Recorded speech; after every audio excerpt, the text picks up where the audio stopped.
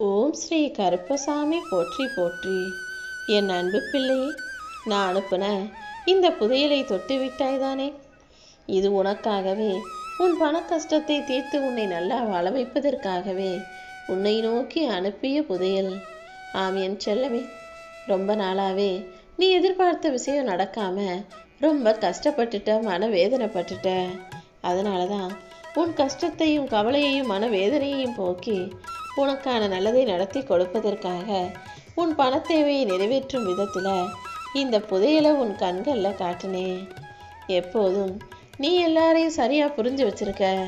ஆனால் பல மனிதர்கள் பல நேரங்களில் உன்னை பற்றி சரியாக புரிஞ்சுக்காம உன் மனதை காயப்படுத்தி பேசுவதை நான் கவனிச்சுக்கிட்டு தான் இருக்கேன். கொஞ்சம் பொறுமையாயிரு. உன்னை புரிஞ்சுக்காதவங்களும் உன்னை விட்டு பிரிஞ்சு போனவங்களுமே கூட உன்னை சரியாக புரிஞ்சுக்கிட்டு உன்னை தேடி வரும்படி நான் செய்கிறேன். வாழ்க்கைங்கிறது மிக மிக குறுகிய வட்டம்தான். இந்த குறுகிய வட்டத்துக்குள்ளே உனக்கு பிடிக்காததை வச்சுக்கிட்டு அனுசரித்து வாழ்வதை விட உனக்கு பிடிச்சதை செஞ்சுக்கிட்டு வாழ்க்கையை சந்தோஷமாக வாழ முயற்சி செய். உனக்கு எதிராக நிற்பவர்களும் உன்னை எதிர்த்து பேசுகிறவங்களும் உனக்கு எதிரியும் கிடையாது. உன் கூடவே இருந்து உன்கிட்ட நல்லா பேசுகிறவங்க, நீ சொல்கிறதெல்லாம் சரி சரின்னு சொல்கிறவங்க உனக்கு உண்மையான உறவுகளும் கிடையாது. எதிரில் நின்று உனக்கு எதிராக பேசுகிறவங்க உன் நல்லதுக்காக கூட உன் மேலே வச்ச அக்கறையின் காரணமாக கூட அப்படி எதிரி போல பேசலாம். சில பேர் உன் கூடவே இருந்து சிரித்து சந்தோஷமாக எல்லாத்தையும் சமாளிச்சுக்கிட்டு நீ செய்கிறது சரி சரின்னு சொல்கிறவங்க உன் கூடவே இருந்து உன்னை அழிப்பதற்காகவும் உன் வாழ்க்கைக்கு ஒரு முடிவு கட்டுறதுக்காகவும் கூட இப்படி சரி சரின்னு சொல்லலாம் அல்லவா? புரிஞ்சு நடந்துக்கோ. காலமும் சூழ்நிலையும் மாறும்போது யார் யார் எப்படிப்பட்டவங்கன்ற உண்மை வெளியே வரும். நீ மற்றவங்க கிட்ட எப்படி பேசணுங்கிறத கற்று தரதுக்கு நிறைய பேர் இருக்காங்க. ஆனால் ஏன் பேசாமல் இருக்கணுன்றத வாழ்க்கை மட்டுமே கற்றுத்தரும். முடிஞ்ச அளவுக்கு மற்றவங்க கிட்ட பேச்சை குறைச்சிக்கோ. உன் வாழ்க்கையில் எல்லாவற்றையும் நல்லபடியாக நடத்தி தர்றதுக்கு இந்த கருப்பசாமி நான் இருக்கேன். எந்த சூழ்நிலையிலையும் இந்த கருப்பன் உன்னை விட்டு கொடுக்கவும் மாட்டேன், உன்னை விட்டு விலகவும் மாட்டேன். உனக்கு துணையாக எப்போவுமே நான் இருந்து உன்னை சந்தோஷமாக வாழ வைப்பேன் என் செல்லமே.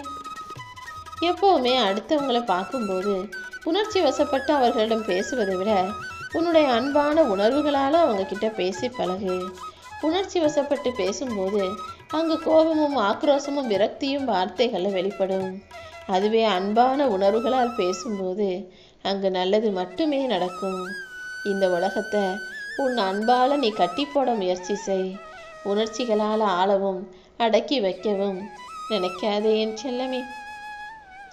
வாழ்க்கைங்கிறது ஒரு ரயில் பயணம். நான் உனக்கு ஏற்கனவே சொல்லியிருக்கேன்.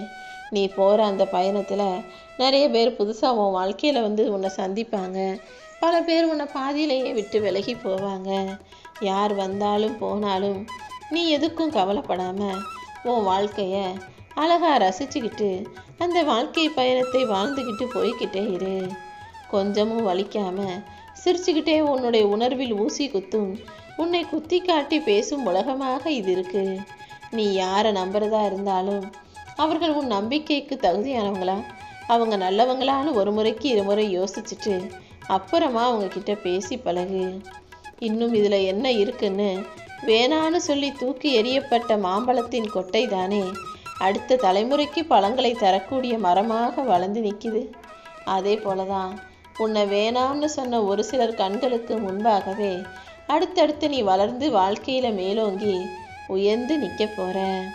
யார் உன்னை வேணான்னு சொன்னாங்களோ அவர்களே உன்னை வேண்டும் வேண்டும் என தவிர்க்கக்கூடிய அளவுக்கு தவிர்க்கவே முடியாத மாபெரும் சக்தியாக, மாபெரும் ஆளுமையாக, மாபெரும் வசதிகளோட செல்வ வளத்தோட நான் உன்னை வாழ வச்சு காட்டுறதுக்காக தான் இந்த புதையலை தொட சொன்னேன். இந்த புதையலை நீ என்ன நினச்சிக்கிட்டு தொட்டியோ அதற்கேற்றால் போல உன் வாழ்க்கையில் செல்வ வளம் பெருகும். கடலுங்கிறது எல்லாருக்கும் பொதுவானது. ஆனால் அந்த கடலில் ஒரு சில பேர் போய் மீன் பிடிக்கிறாங்க, ஒரு சில பேர் உள்ள ஆழமாக போய் முத்து எடுக்கிறாங்க, இன்னும் ஒரு சிலர் கடற்கரையின் ஓரத்தில் நின்று கால்களை மட்டுமே நினைக்கிறாங்க. அதே போலதான் நீ மேலோட்டமாக நின்று மீன் பிடிக்க போறியா, அல்லது கடலுக்குள்ளே இறங்கி முத்து எடுக்க போறியா, அல்லது வெளியிலேயே நின்று கால்களை மட்டும் நினச்சிக்கிட்டு சந்தோஷப்பட போறியான முடிவெடு. வாழ்க்கை எல்லாருக்கும் பொதுவானதாக இருந்தாலும் நீ எதையும் உன்னுடைய குறிக்கோளா, லட்சியமா, எண்ணமா, எதிர்பார்ப்பா வச்சுக்கிட்டு பயணம் செய்கிறியோ அதுதான் உனக்கு கிடைக்கும். நீ எந்த அளவுக்கு முயற்சி செய்றியோ அந்த அளவுக்கு உன் வாழ்க்கையில் நல்ல விஷயங்கள் நடக்கும். கரையிலேயே நின்று கடல் கரையில் கடல் தண்ணியில் காலை நினைக்கிறவன் அந்த சந்தோஷத்தை மட்டும்தான் உணர முடியும். அதுவே மீன் பிடிக்க போகிறவங்களுக்கு மீன் நிறைய கிடச்சி வருமானம் உயரும். அதையும் தாண்டி கடலுக்குள்ளே மூழ்கி அதிகபட்ச உச்சபட்ச முயற்சி செஞ்சு முத்து எடுக்கிறவங்களுக்கு அவங்க வாழ்க்கையே பளபளப்பானதா, ஜொலிபொலிப்பானதா, வருமானம் மிக்கதா, செல்வ வளம் மிக்கதாக மாறும். இப்போ புரியுதா? ஒவ்வொருத்தரும் எடுக்கிற முயற்சிக்கும் படுற கஷ்டத்துக்கும் ஏற்றாற் போலதான் அவர்கள் வாழ்க்கை மாறும், அவர்கள் வாழ்க்கை உயரும். நீ எப்போதும் உன்னுடைய வாழ்க்கையில் பெரிய முயற்சிகளை செய்ய. ஆரம்பம் சிறுசாக இருந்தாலும் அடுத்தடுத்து உன்னுடைய முயற்சிகளை நீ பெருசாக மாற்றிக்கும் போது உன் வாழ்க்கையே பெரியதாக மாறிவிடுவேன் செல்லமே. தீ போன்ற வார்த்தைகளை பயன்படுத்தி உன் மனசை காயப்படுத்தும் மனிதர்களை நீ மறந்து போக, கடந்து போக தயாராக இரு. காயப்பட்ட உன் மனசை சமாதானப்படுத்துறது கஷ்டம்தான். ஆனால் நீ உன் மனசில் காயத்தையே உருவாக்கிக்காதன்னு நான் சொல்கிறேன். யார் என்ன சொன்னாலும் அது அவர்களுடைய கருத்து, அவர்களுடைய வார்த்தைகள்னு அது அவங்க கூடயே விட்டுரு. அவர்கள் சொல்வது உன்னை பற்றிய விஷயமாக இருந்தாலும் நீ எதையும் பெருசாக நினச்சி அலட்டிக்க வேணாம். எல்லாத்தையும் அலட்சியப்படுத்திட்டு எப்பவும் நீ தெளிவான மனநிலையோட அமைதியாக இருக்க பழகு. மற்றவங்களை நீ மதிக்க கற்றுக்கிட்டினா மரியாதை தானாக உன்னை தேடி வரும். ஏன்னா நீ மற்றவங்களுக்கு என்ன செய்றியோ அதுதானே உன்னை தேடி வரும். சில தருணங்களில் உன்னை நீ பலமாக நினச்சிக்கிற, சில தருணங்களில் உன்னையே பலவீனமாக நினச்சிக்கிற. எப்போவுமே நீ உன்னை பற்றி என்னவா நினைக்கிறியோ அதுதான் இந்த உலகத்துக்கு தெரிய வரும். நீ எப்போவுமே உன் மேலே நம்பிக்கை வச்சு உன்னை உயர்வான பலமான ஆளாக நினச்சிக்கிட்டினா உன் வாழ்க்கையிலும் நீ அப்படியே மாறுவாய்.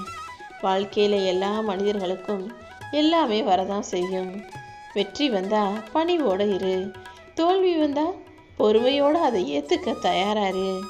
எதிர்ப்பு வந்தால் சரினதை துணிவோட தைரியமாக ஏற்றுக்கொள்ள பழகு. மொத்தத்தில் எது வந்தாலும் வராட்டியும் எப்போவுமே நீ நம்பிக்கையோடு இருக்கணுன்றதை கற்றுக்கோ. கையில் காசு பணம் இருக்கிறவன் இல்லாதவன் போல் ரொம்ப எளிமையாக, ரொம்ப சாதாரணமாக இருப்பான்.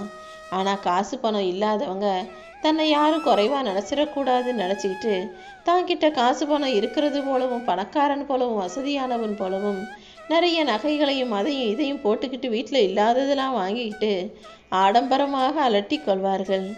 இப்படி இருப்பவன் இல்லாதவன் போலவும், இல்லாதவன் இருக்கிறவனை போலவும் நடிப்பது தான் மனித வாழ்க்கையாக மாறி போயிடுச்சு. எது எப்படி இருந்தாலும் நீ யாருக்காகவும் பொய்யாக நடிக்க வேணாம். நீயாக இருந்தினாலே உன் வாழ்க்கையில் உனக்கு நடக்க வேண்டிய நல்லதுகளை எல்லாம் உன் அப்பன் கருப்பன் நடத்துவேன்.